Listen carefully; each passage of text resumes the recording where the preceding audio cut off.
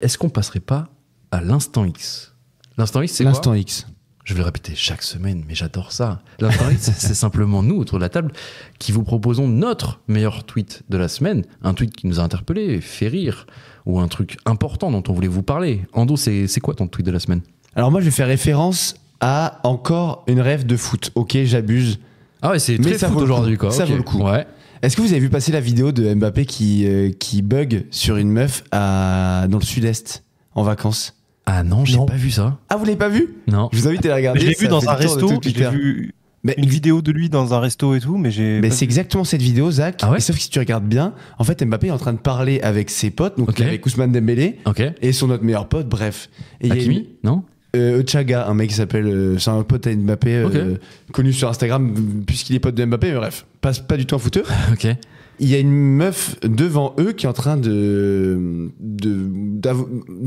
danser un peu avec un drapeau dans les mains, bref, devant leur table, tu vois. Ouais. Et en fait, Mbappé est en train de parler à Dembélé et ses yeux tombent sur cette meuf. Ok. Et en fait, quelqu'un est en train de le filmer et là, il bug.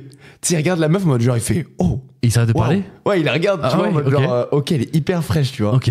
Sauf que c'est sur la vidéo, qui est très marrante, cette femme est de dos. Ah. Et bien, au bout de genre 10 minutes, son compte Insta et ses photos étaient sur tout Twitter. Genre vraiment, tout le monde a retrouvé cette meuf qui était genre retrouvable. Ça veut dire que les gens l'ont retrouvée sans même que. Non, en gros, tu vois juste une meuf avec des cheveux frisés, de dos, quoi. Il y a aucun moyen de trouver son truc. Ok. Sauf que des gens l'ont fait. C'était malade. Et du coup, il y a quelqu'un qui a tweeté. Mais qu'est-ce qui vous empêche de retrouver Xavier Dupont de Ligonnès en vrai? Ah, c'est génial. Et ça, c'est mon tweet de la semaine. Mais ça, c'est très bon. C'est vrai. Waouh. Je pensais m'épargner du temps en faisant en sorte que vous connaissiez la vidéo de Ah non, Mbappé. mais c'est incroyable. Mais oui, mais évidemment. Mais putain, mais la communauté Très drôle. Twitter, c'est des fous. C'est des fous. Incroyable. Ok, d'accord. Et genre, moi, c'est-à-dire que le dimanche après, je joue Twitter et je tombe que sur les photos de cette meuf. Je me dis, mais c'est Mais c'est qui? Ok. Et après, je tombe sur la vidéo et là, je me dis, mais comment ils ont fait? Ah, mais attends, mais je crois que j'ai vu un tweet où un mec disait j'ai pris en capture d'écran le nombre de followers de cette fille juste pour voir après ce qu'elle aura. En gros, d'accord. Ah ouais, ok. Et je comprenais pas, je me suis dit, bon, je sais même pas qui c'est, tu vois, j'ai passé, tu vois. Clairement. Bref, ok. Ah ouais, bah oui, ouais, Dupont de Ligonnès. Voilà. Allez, go Twitter, go, vous êtes les meilleurs. Zach, c'est quoi ton tweet de la semaine? Mon tweet de la semaine, c'est un tweet de Serfia. Ok. Et le tweet, c'est un extrait d'un talk qu'il y a eu sur Twitter. Je sais plus si on appelle ça un talk, où en fait les mecs ils parlent entre eux, un space. Ouais, c'est ça. De Mila avec apparemment des franco-israéliens. Ah oui, j'ai où en entendu gros ça. ça parlait de trucs assez chauds et par rapport du conflit israélo-palestinien. Et genre le tweet c'est entre guillemets, je veux absolument voir ça, entre parenthèses rire, a répondu Mila, un franco-israélien, qui lui a proposé de lui envoyer des photos d'arabes scotchés de la tête aux pieds, accrochés à des feux rouges, entre guillemets encore, dans un space où on évoquait qu'il fallait casser la bouche aux arabes israéliens, virgule, entre guillemets, même aux gentils. Et j'ai écouté le truc, c'est genre Ok. fou, c'est-à-dire que vraiment, les mecs, ils parlent vraiment comme ça.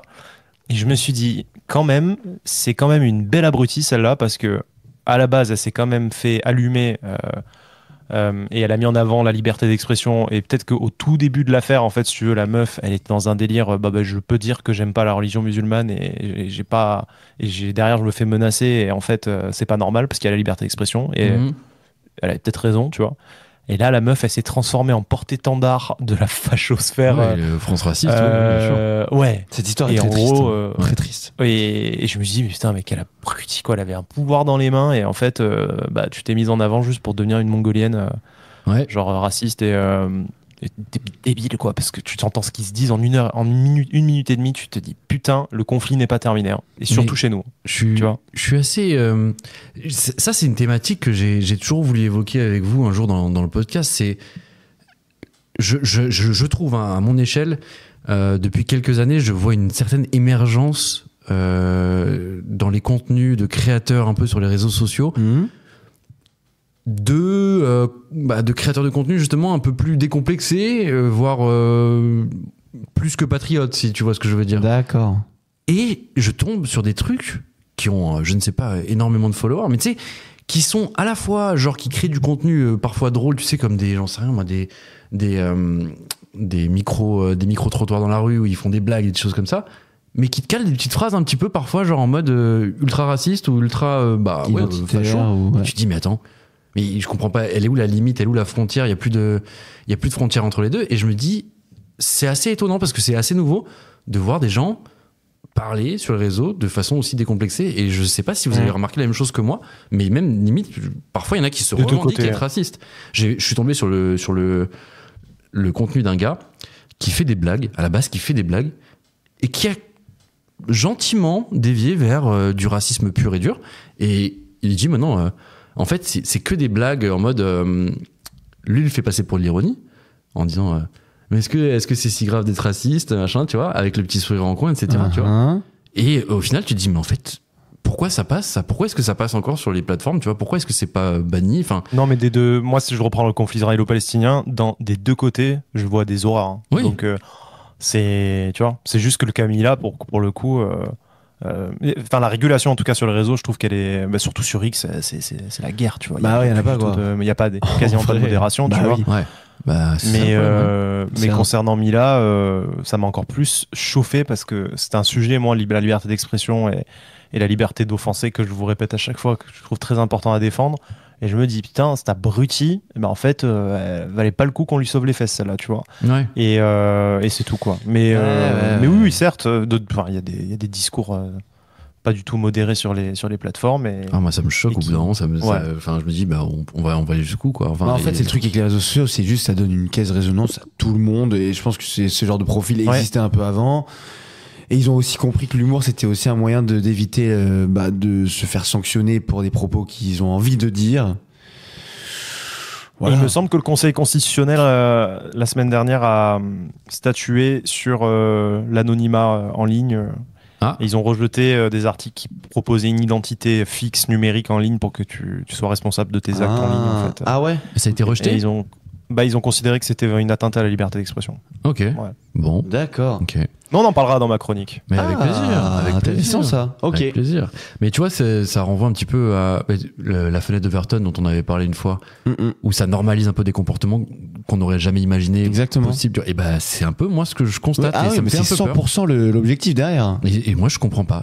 Et parce que ça que ça soit viral, que ça normalise, que ça imprègne. Naturellement. Et je trouve ça assez dingue. Ils sont très forts. Bref. Ton tweet à toi, Galup. Alors mon tweet, je vais tricher. Oh. Ah si, je vais tricher. Mon tweet, c'est pas un tweet. Qui triche? Mon tweet, c'est un compte Instagram que je voulais vous conseiller. D'accord. C'est entre la reco et quelque chose sur les réseaux. Ça va, on y est. On dirait moi et l'actu et la VAR de glitch. Oui, c'est ça. C'est exactement ça. Je vais vous soumettre un petit compte Instagram qui est plutôt cool, que j'ai découvert et je n'ai qu'une envie, du coup, c'est d'aller le voir en spectacle.